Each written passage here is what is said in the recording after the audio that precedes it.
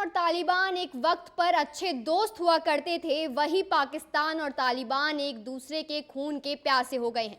इस वक्त पाकिस्तान फौजी तालिबान से डर कर भाग रहे हैं। काफी लोगों की जान जा चुकी है। इस पर क्या कहेंगे पाकिस्तानी आप? सेना में हड़कंप मचा हुआ है और पाकिस्तानी गवर्नर्स को या फिर गवर्नमेंट ऑफिशियल्स को सेना ने साफ साफ मना कर दिया है कि आप सही जानकारी जनता तक नहीं देंगे। वहाँ की जनता से सच छुपाया जा रहा है। सच ये है कि तालिबान के 15,000 से ज़्यादा लड़ाके, जैसा कि हम पहले भी बता चुके हैं दर्शकों को, वो पाकिस्तान बॉर्डर की तरफ नहीं आए। बाकायदा पाकिस्तान की कुछ चौकियों पर उनका कब्जा हो गया है। पाकिस्तान के अंदर जो कुछ जनरल बैठे हुए हैं जिनका सपना है कि वो बफर जोन बना लेंगे डुरेंट लाइन को लेकर के, वो अफगानिस्तान कह रहा है कि डुरेंट लाइन को तो हम मानते ही नहीं। और साथ ही जो पेशावर को पाकिस्तान अपना बताता है, अफगानी कह रहे हैं कि पेशावर हमारा है। और इसके अलावा वजीरिस्तान का जो इलाका है उस पर वो कह रहे हैं, दावा ठोक रहे हैं हमारा है। पाकिस्तान और अफगानिस्तान के बीच जो डिस्प्यूट है वो डुरेंट लाइन को लेकर है। अफगानिस्तान हमेशा से, और तालिबान जब शासन में आया उसने हमेशा से कहा कि ड्यूरल लाइन हम मानते ही नहीं। और यही कारण है पूरे डिस्प्यूट का। पाकिस्तान को पहले लगा था कि वो अपना एयर पावर जो उनको खैरात में ज़कात में मिला हुआ है F-16 दिखा करके वो अफगानियों को डरा देंगे। तो बहुत बेसिक बात है, अफगानिस्तान में आज जो लोग शासन में बैठे हुए वो लगातार 50 साल लड़े ही हैं। उनको कोई काम नहीं आता, उनको लड़ना आता है।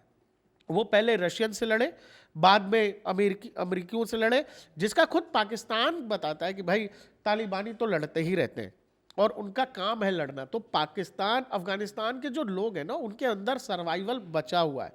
वो उनको पता है कि सर्वाइव कैसे करना है। F-16 से एयर स्ट्राइक होता है अफगानिस्तान के बॉर्डर के इलाकों में, वहाँ 46 अफगान नागरिकों की जान चली जाती है।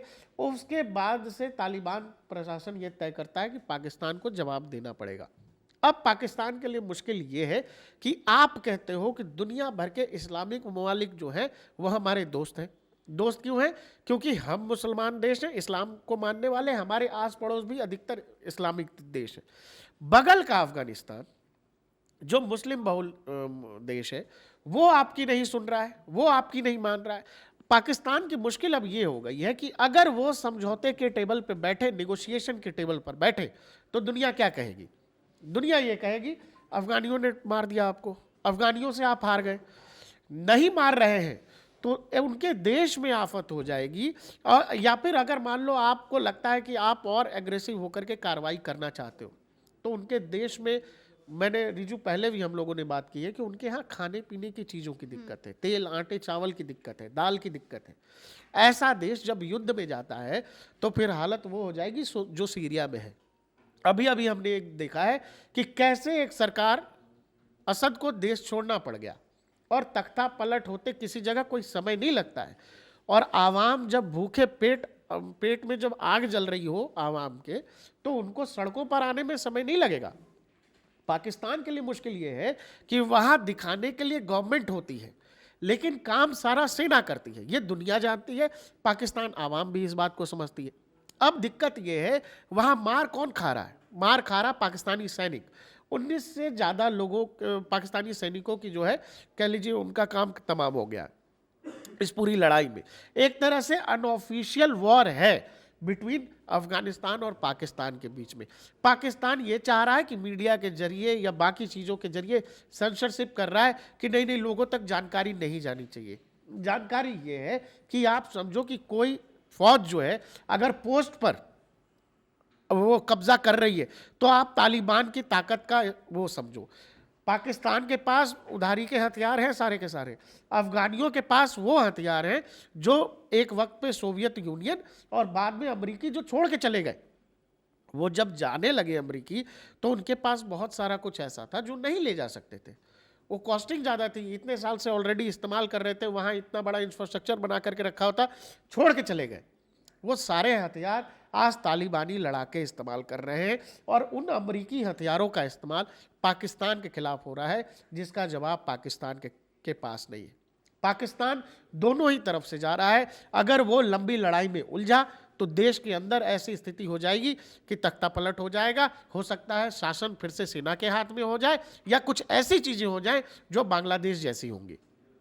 प्रकाश जी, जो ये पाकिस्तान पर अब आफत आई है, उससे पाकिस्तान कैसे छुटकारा पा सकता है? छुटकारा पाकिस्तान आफत का ही नाम है। पाकिस्तान आफत ही है। जिस दिन से वो देश बना है तो बाकियों के लिए आफत था। वो हमारे पड़ोस में है, पड़ोसी हम बदल नहीं सकते, तो वो आफत ही था हमारे लिए ना। वो तो पिछले 10 साल से देश में ऐसी सरकार आई जिसने पाकिस्तान को पाकिस्तान के अंदर ही इतना इंगेज कर दिया कि उसके पास समय नहीं है। वो आटे, दाल, चावल, टमाटर, प्याज का इंतज़ाम करे कि हमारे यहाँ जो पहले टेररिस्ट एक्टिविटीज़ होती थी उनका इंतज़ाम करे।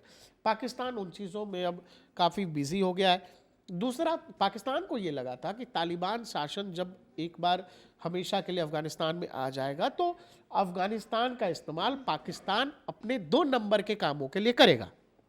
अफ़गानिस्तान के अंदर किस तरह के काम होते हैं या अफ़गानियों के पास क्या इकॉनमी है, तो वहाँ ड्रग्स पेडलिंग होती है। ड्रग्स का धंधा बहुत चरम पर है अफ़गानिस्तान में। पाकिस्तान को ये लगा था कि ये 2 नंबर के जितने कारोबार हैं उनका अड्डा पाकिस्तान, अफ़गानिस्तान दोनों मिल करके जम के आपस में कमाई करेंगे। लेकिन तालिबान जब बैठा, तालिबानियों को ये लगा कि ये हमको कैसे बताएंगे कि हमको क्या करना है। हमको लड़ना आता है। हमने उनको भगाया, सोवियत यूनियंस को भगाया, रशियंस को, हमने अमरीकियों को भगाया, ये हमको क्यों बताते हैं कि। और दूसरा, पाकिस्तानी, मैंने पहले भी कहा कि पाकिस्तान के जो पंजाबी मुसलमान हैं उनको लगता है कि उनकी जो नस्ल है वो दुनिया में सबसे वाहिद नस्ल है और उससे अच्छा कुछ होता नहीं है। अफ़गान के पठानों को ये लगता है कि ये सब तो कन्वर्टेड है, वो मानते ही नहीं। तो इसी वजह से ये पूरा का पूरा डिस्प्यूट जो है, आप देखोगे कि पाकिस्तान इसको अपने लोगों तक पहुंचने से बचा रहा है। जबकि हुआ क्या है, ये पूरा वाकया शुरू वहाँ से होता है कि वजूरिस्तान के इलाके में टीटीपी के जो दहशतगर्द थे उन्होंने पाकिस्तान सेना के करीब 30 जवानों की जान ले ली। उसके बाद पाकिस्तानी एयरफोर्स कार्रवाई करती है बॉर्डर के इलाकों में, और उसके बाद ये मामला एस्केलेट होके ऐसा हो गया है कि कांधार, काबुल सब जगह से चल के तालिबानी लड़ाके बॉर्डर के कई इलाकों में घुस गए हैं और इसका पाकिस्तान से जवाब देते नहीं बन रहा। हालत ये है रिजू की कई शहरों में जो बॉर्डर के इलाके हैं उन शहरों में शाम को लाइटें काटी जा रही हैं। तो आप ये समझ लो कि किस तरह के का सिचुएशन पाकिस्तान के अंदर है। पाकिस्तान से बड़ी राड़ तो अफगानिस्तान ने अपनाया भारत का रास्ता। ये इस वक्त ये लाइन बहुत ट्रेंड कर रही है। ट्रेंड इसलिए कर रहा है कि अफगानिस्तान को लेकर, अफगानियों में जो है, जो अफगान के लोग, मतलब जो बाशिंदे हैं, उनके अंदर भारत को लेकर हमेशा इमोशंस रहा है। वो ये इस बात को बहुत अच्छे से समझते हैं कि भारत ने कभी उनका कोई नुकसान नहीं किया है, कभी भी नहीं। जब अमेरिका अफगानिस्तान के अंदर था तो भी हमने कभी कुछ नहीं कहा, हम बस वॉचडॉग की सिचुएशन में थे। हमारे बगल में नहीं, हमारे पड़ोसी का पड़ोसी है अफगानिस्तान, तो हम बस, हाँ ये ज़रूर है कि इस सिचुएशंस पर भारत की नज़र हमेशा से रही। जब वहाँ तालिबान का शासन आया तो हमने अभी तक बहुत मान्यता नहीं दी है वहाँ की सरकार को, लेकिन हमने बहुत दुश्मनी का राग नहीं अलापा, हमको उल्टा सीधा नहीं बोलते। अफगानिस्तान क्रिकेट जब जन्म ले रही थी तो हमने उनके क्रिकेटर्स को हमारे यहाँ बनाया है। अफगान क्रिकेट आज है तो बीसीसीआई की बदौलत है, भारत की बदौलत है। बाकायदा यहाँ ग्रेटर नोएडा में एक स्टेडियम दे दिया गया था अफगानियों को खेलने के लिए और उनको बीसीसीआई के ऑफिशियल्स ने ट्रेन किया है। तो ये बात अफगानिस्तान के आम लोग बहुत अच्छे से समझते हैं। वहाँ अभी जब तालिबान शासन आया था, दुनिया भर के लोग तरह तरह की बातें कर रहे थे। भारत उनको आटा, चावल, गेहूँ भेज रहा था, लाखों टन। तो ये बात अफगानिस्तान के लोग समझते हैं। दूसरा, अफगानियों को लेकर जो हमारे यहाँ भी इमोशन है वो इमोशन बहुत पॉजिटिव है। तो कई बार सरकारों का रुख दो देशों के लिए ऐसा होता है, जब आम लोगों में, जैसे आप भारत रूस मित्रता की बात करेंगे तो रूस को लेकर इंडिया में हमेशा से एक पॉजिटिव सेंटिमेंट रहा है। आप इतने सालों बाद भी अगर यूएस इंडिया रिलेशंस की बात करेंगे तो यूएस को लेकर भारत के अंदर आम लोगों में भी एक संदेह की भावना है कि नहीं, अमेरिका धोखा दे देगा, रशिया कभी धोखा नहीं दे देगा, तो नहीं देगा। तो ये बात आम लोगों को लेकर जब इस तरह की भावना होती है ना, तो सरकारें भी आपसी संबंध इसी आधार पर तय करते हैं। भारत पाकिस्तान के संबंध कभी अच्छे नहीं रहे, कभी भी अच्छे नहीं रहे।